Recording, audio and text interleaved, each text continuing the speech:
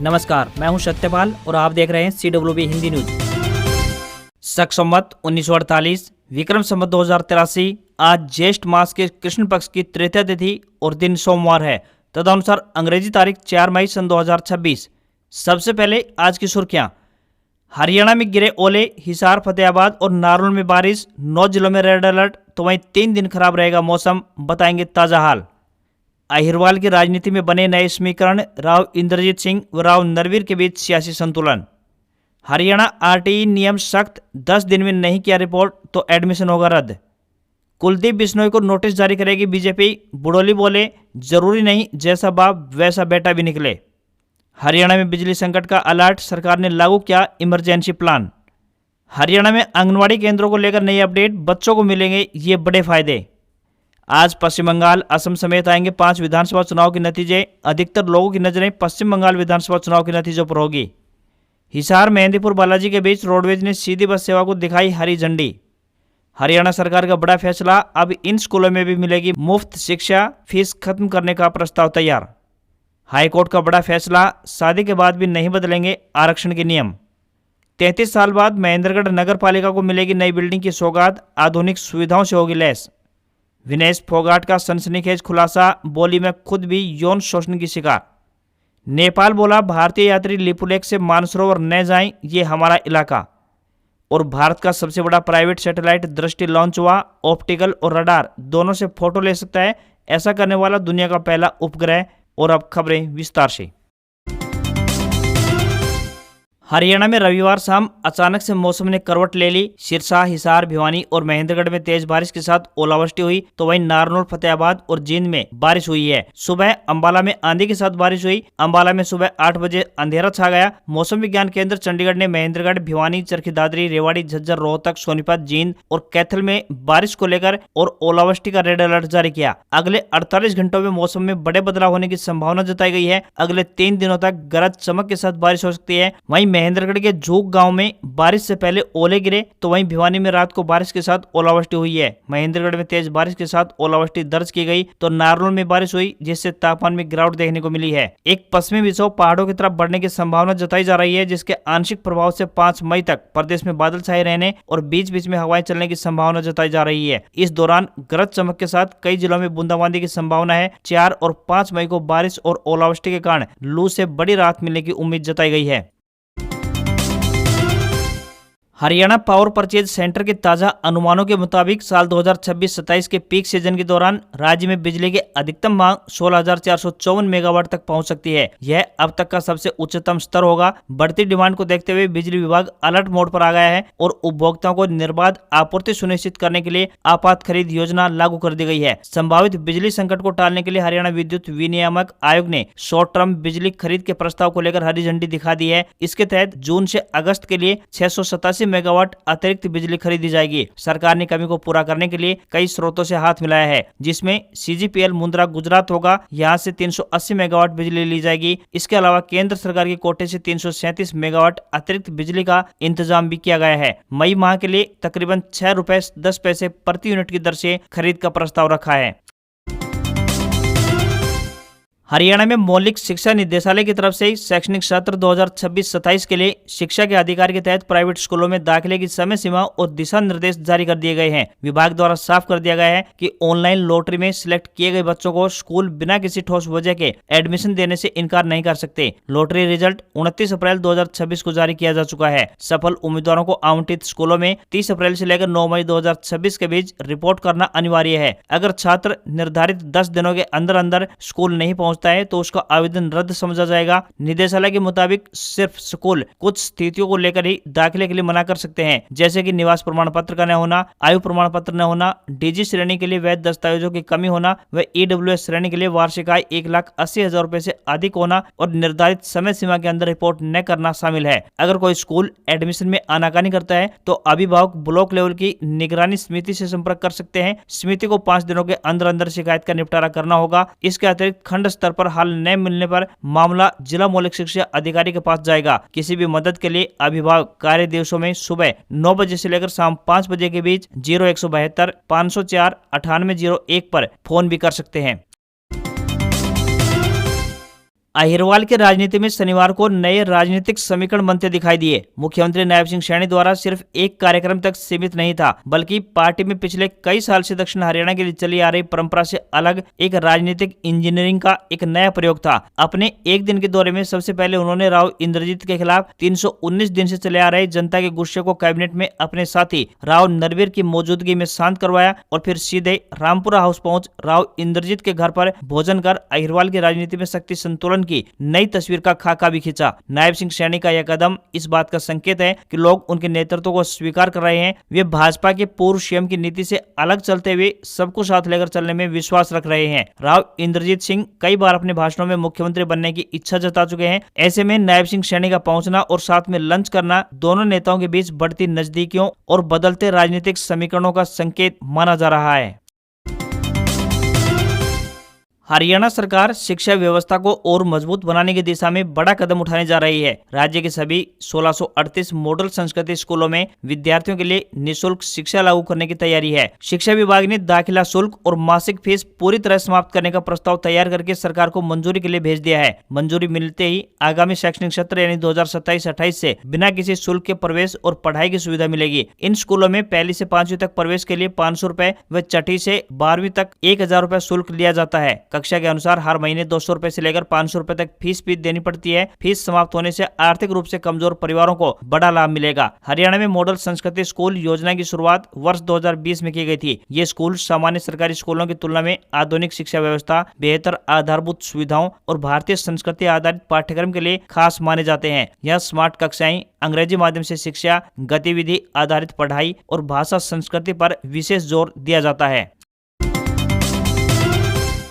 भारतीय कुश्ती की स्टार पहलवान और ओलंपियन विनेश फोगाट ने भारतीय कुश्ती संघ यानी WFI के पूर्व अध्यक्ष ब्रजभूषण शरण सिंह के खिलाफ मोर्चा खोलते हुए बेहद चौंकाने वाला खुलासा किया है। विनेश ने पहली बार सार्वजनिक रूप से स्वीकार किया है कि ब्रजभूषण के खिलाफ यौन उत्पीड़न की शिकायत दर्ज कराने वाली 6 महिला पहलवानों में वह खुद भी शामिल है। उन्होंने आगामी टूर्नामेंट के आयोजन स्थल पर सवाल उठाते हुए केंद्र सरकार को भी निशाने पर लिया है। विनेश ने बताया कि ब्रजभूषण के खिलाफ जो मामला अदालत में विचाराधीन है, उन 6 पीड़ितों में से एक मैं भी हूँ। मेरी गवाही कोर्ट में चल रही है। अब तक गरिमा बनाए रखने के लिए मैंने इस बात सार्वजनिक नहीं की थी, लेकिन अब देश को सच्चाई पता होनी चाहिए। उत्तर प्रदेश के गोंडा में आयोजित होने वाले सीनियर ओपन रैंकिंग कुश्ती टूर्नामेंट पर आपत्ति जताते हुए विनेश ने कहा है कि वह स्थान ब्रजभूषण का गढ़ है, वहां उनका निजी कॉलेज है और पूरा इलाका उनके प्रभाव में भी है। विनेश ने आशंका जताई है कि ऐसे माहौल में उनके लिए निष्पक्ष रूप से मुकाबला करना असंभव होगा। उन्होंने कहा है कि जिस व्यक्ति ने हमारा शोषण किया, उसके घर में जाकर कुश्ती लड़ना किसी भी महिला खिलाड़ी के लिए मानसिक और शारीरिक रूप से डरावना अनुभव है। वहां मेरे साथ कुछ भी गलत हुआ तो इसकी सीधी जिम्मेदार भारत सरकार होगी। विनेश ने खेल मंत्रालय और सरकार पर तंज कसते हुए कहा है कि ऐसा लगता है जैसे ब्रजभूषण को फ्री हैंड दे दिया गया है। उन्होंने आरोप लगाया कि टूर्नामेंट में कौन सा रेफरी जाएगा, किसे कितने अंक दिए जाएंगे और किसे जितवाया या हरवाया जाएगा, यह सब आज भी ब्रजभूषण और उनके करीबियों के इशारे पर तय होता है। विनेश के अनुसार सरकार मूक दर्शक बनी हुई है और खिलाड़ियों की मेहनत के साथ खिलवाड़ किया जा रहा है। याद दिला दें कि जनवरी 2023 में विनेश फोगाट, साक्षी मलिक और बजरंग पूनिया ने दिल्ली के जंतर मंतर पर ऐतिहासिक धरना शुरू किया था। पहलवानों ने ब्रजभूषण शरण सिंह पर महिला खिलाड़ियों के शारीरिक शोषण के गंभीर आरोप लगाए थे। उस समय ब्रजभूषण ने सभी आरोपों को नकारते हुए कहा था कि यदि दोष सिद्ध हुआ तो वह फांसी पर लटक जाएंगे। अब विनेश के इस ताजा खुलासे ने इस कानूनी और सामाजिक लड़ाई को एक नए मोड़ पर लाकर खड़ा कर दिया है।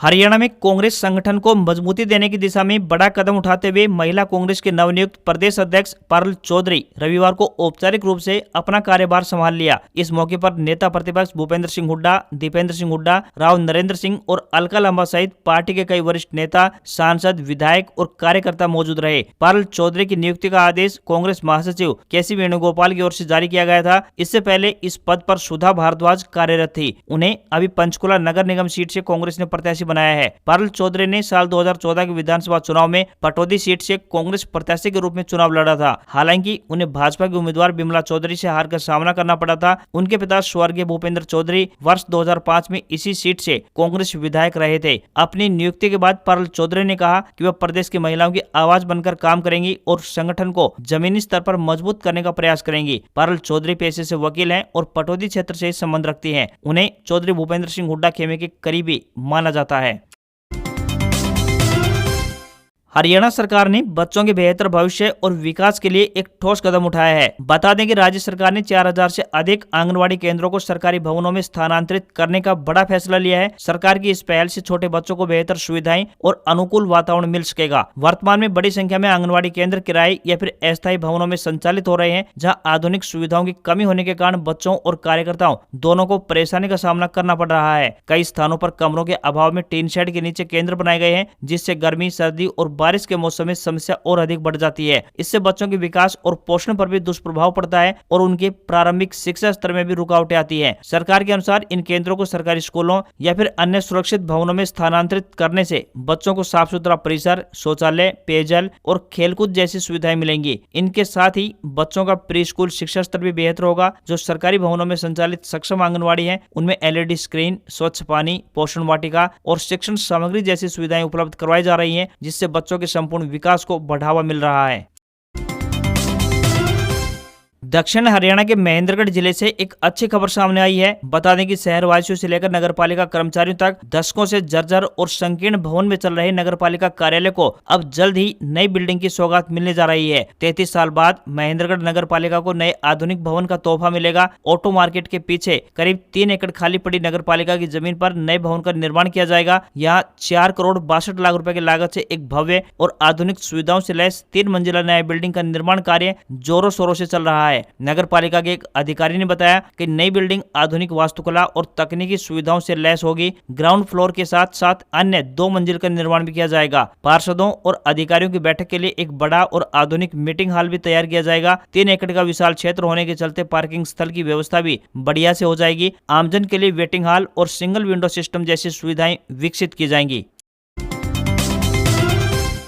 हरियाणा में जो महिलाएं विवाह के बाद दूसरे राज्यों में चली जाती हैं, उनके लिए हाईकोर्ट में एक बड़ा फैसला दिया है। कोर्ट के मुताबिक विवाह के बाद दूसरे राज्य में बस जाने भर से किसी महिला को पति के राज्य की पिछड़ा वर्ग श्रेणी का लाभ नहीं दिया जा सकता। पंजाब एवं हरियाणा हाईकोर्ट की तरफ से संवैधानिक सिद्धांत को दोहराते हुए राजस्थान मूल की एक महिला की हरियाणा में 20 से 20 सर्टिफिकेट के नवीनीकरण की मांग को खारिज कर दिया गया। स्पष्ट किया गया कि रिजर्वेशन से संबंधित जातीय स्थिति जन्म आधारित होती है और सिर्फ विवाह के आधार पर राज्य बदलने से संबंधित सामाजिक श्रेणी का कानूनी लाभ अपने आप प्राप्त नहीं किया जा सकता। बता दें कि याचिकाकर्ता की तरफ से दलील पेश की गई कि उनका दावा गलत तरीके से अस्वीकार किया गया। ऐसे में कोर्ट ने बताया कि विवाह के बाद दूसरे राज्य में बस जाने भर से किसी महिला को पति के राज्य की पिछड़ा वर्ग श्रेणी का लाभ नहीं दिया जा सकता। हरियाणा परिवहन विभाग द्वारा यात्रियों को बेहतर यातायात सुविधा उपलब्ध करवाने के उद्देश्य से हिसार रोडवेज डिपो से राजस्थान के प्रमुख धार्मिक स्थल मेहंदीपुर बालाजी के लिए सीधी बस सेवा संचालित की जा रही है, जिसकी टाइमिंग व स्टॉपेज सहित अन्य जानकारी आपके साथ साझा की जा रही है। हिसार बस स्टैंड से यह बस सुबह 11:30 बजे रवाना होकर दोपहर बाद 12:10 पर हांसी, दोपहर 1:30 बजे भिवानी, 2:27 पर चरखी दादरी, 3:30 बजे महेंद्रगढ़, 4:30 बजे नारनौल और शाम 6:30 बजे अलवर होते हुए रात 9:30 बजे मेहंदीपुर बालाजी पहुंचेगी। इसी तरह वापसी में बात करें तो अगले दिन सुबह 6:30 बजे मेहंदीपुर बालाजी से रवाना होकर शाम 4:30 बजे हिसार बस स्टैंड पर आगमन करेगी। मेहंदीपुर बालाजी के लिए चलने वाली इस सीधी बस सेवा में हिसार से प्रति व्यक्ति यात्री किराया 400 रुपए निर्धारित किया गया है। हिसार और हांसी सहित आसपास के इलाकों से मेहंदीपुर बालाजी जाने वाले श्रद्धालुओं को इस सीधी बस सेवा का सबसे अधिक फायदा मिलेगा। वहीं हिसार और हांसी जिले से दक्षिण हरियाणा के चरखी दादरी, महेंद्रगढ़ और नारनौल सहित राजस्थान के अलवर जाने वाले यात्रियों को भी इस बस का सीधा फायदा मिलेगा। महर्षि दयानंद रोहतक विश्वविद्यालय ने फील्ड इन्वेस्टिगेटर पदों के लिए नवीनतम भर्ती अधिसूचना जारी कर दी है। आधिकारिक विज्ञापन के अनुसार आवेदन प्रक्रिया ऑनलाइन आयोजित की जा रही है। इच्छुक आवेदक अंतिम तिथि से पहले अपने भरे हुए आवेदन पत्र ईमेल के माध्यम से जमा करवा सकते हैं। आवेदन करने की अंतिम तिथि 8 मई है, तो वहीं इंटरव्यू की तिथि 9 मई है। आवेदक सोशल साइंस में पोस्ट ग्रेजुएट होना चाहिए। इन पदों के लिए उम्मीदवारों को कोई भी आवेदन शुल्क नहीं देना है। न्यूनतम आयु 18 वर्ष और अधिकतम आयु 42 वर्ष तय की गई है। सैलरी 20,000 रुपए पर मंथ मिलेगी। हरियाणा में भाजपा नेता कुलदीप बिश्नोई के राज्यसभा सांसद रेखा शर्मा से माफी मंगवाने की मांग को लेकर बनाए गए वीडियो पर विवाद बढ़ गया है। रविवार को भाजपा प्रदेश अध्यक्ष मोहनलाल बडोली ने कहा कि हम कुलदीप बिश्नोई को नोटिस जारी कर जवाब मांगेंगे। बडोली ने यह भी कहा कि चौधरी भजनलाल हरियाणा के लंबे समय तक मुख्यमंत्री रहे। यह जरूरी नहीं होता कि जैसा बाप हो वैसा बेटा भी हो। चौधरी भजनलाल के बारे में रेखा शर्मा ने कोई व्यक्तिगत आरोप नहीं लगाया। वह चुनावी सभा थी। रेखा शर्मा के शब्दों के चयन में चूक हुई। कुलदीप बिश्नोई ने सोशल मीडिया पर वीडियो जारी कर अब तक इस बात को बढ़ाने का काम किया है। बड़ोली के बयान के बाद कुलदीप बिश्नोई ने कहा कि कागज के टुकड़ों वाले नोटिस से कुलदीप बिश्नोई डरने वाला नहीं है। मैं चौधरी भजनलाल का बेटा हूं और ऐसे नोटिसों की परवाह नहीं करता। दरअसल रेखा शर्मा ने कुलदीप बिश्नोई के पिता और पूर्व मुख्यमंत्री भजनलाल पर आरोप लगाया था कि वे बदमाशी से इलेक्शन जीतते थे। इसी पर कुलदीप बिश्नोई ने वीडियो जारी कर आपत्ति जताई। मोहनलाल बड़ोली के बयान के बाद कुलदीप बिश्नोई ने बयान जारी कर कहा, यदि किसी को पार्टी की ओर से नोटिस जारी होना चाहिए तो सबसे पहले रेखा शर्मा और उसके बाद मोहनलाल बड़ोली को होना चाहिए। कम से कम यह तो अच्छा हुआ कि मेरे बोलने पर मोहनलाल बड़ोली ने चौधरी भजनलाल जी का नाम अदब से लेना सीख लिया। कुलदीप बिश्नोई ने कहा कि मैं वही बेटा हूं जिसके पास खुद भाजपा के नेता गठबंधन करने के लिए आए थे। मैं वही बेटा हूं जिसने हरियाणा में आपको चलना सिखाया। मैं वही बेटा हूं जिसने 3 में से 2 बार आपकी सरकार बनाने में अहम भूमिका निभाई। मैं वही बेटा हूं जिसने राजस्थान में 27 में से 22 सीटों पर आपको बढ़त दिलाई। जिस बेटे को आप आज चुनौती दे रहे हैं वही आपको अर्श से फर्श पर लाने का दम भी रखता है। भारतीय स्टार्टअप गैलेक्साई ने रविवार को अमेरिकी कंपनी स्पेसएक्स के फाल्कन 9 रॉकेट से अपना पहला सैटेलाइट दृष्टि लॉन्च किया। 190 किलो वजन के साथ दृष्टि भारत का सबसे बड़ा प्राइवेट सैटेलाइट है। दृष्टि सैटेलाइट एक साथ ऑप्टिकल और रडार यानी SAR दोनों से फोटो ले सकता है। अब तक दुनिया के सैटेलाइट या तो ऑप्टिकल इमेज लेते थे या SAR तकनीक का इस्तेमाल करते थे। ऑप्टिकल इमेज साफ और समझने में आसान होती है, तो वहीं SAR यानी सिंथेटिक अपर्चर रडार तकनीक बादलों, बारिश या रात में भी इमेजिंग कर सकती है। दृष्टि से रक्षा, खेती, डिजास्टर मैनेजमेंट, समुद्री निगरानी और इंफ्रास्ट्रक्चर प्लानिंग जैसे कामों में मदद करेगा। दृष्टि एक ही समय में एक ही जगह की सटीक तस्वीर देगा। खराब मौसम में ऑप्टिकल इमेज नहीं मिलने पर कंपनी AI से SAR डेटा को ऑप्टिकल जैसी तस्वीरों में बदल सकती है। इससे हर मौसम और हर समय इमेजिंग संभव होगी। यह तकनीक पहले इसलिए विकसित नहीं हुई क्योंकि ज्यादातर सैटेलाइट कंपनियां पश्चिमी देशों में है जहां मौसम साफ रहता है। भारत में बादलों की समस्या अधिक होती है, इसलिए यह समाधान तैयार किया गया है। इस सैटेलाइट को बनाने में सबसे बड़ी चुनौती ऑप्टिकल और SAR तकनीक के बीच तालमेल बैठाना था। दोनों सेंसर अलग अलग एंगल से धरती को देखते हैं, इसलिए कंपनी ने ऐसी टेक्नोलॉजी विकसित की जिससे दोनों एक ही समय में एक ही लोकेशन की इमेज ले सकें।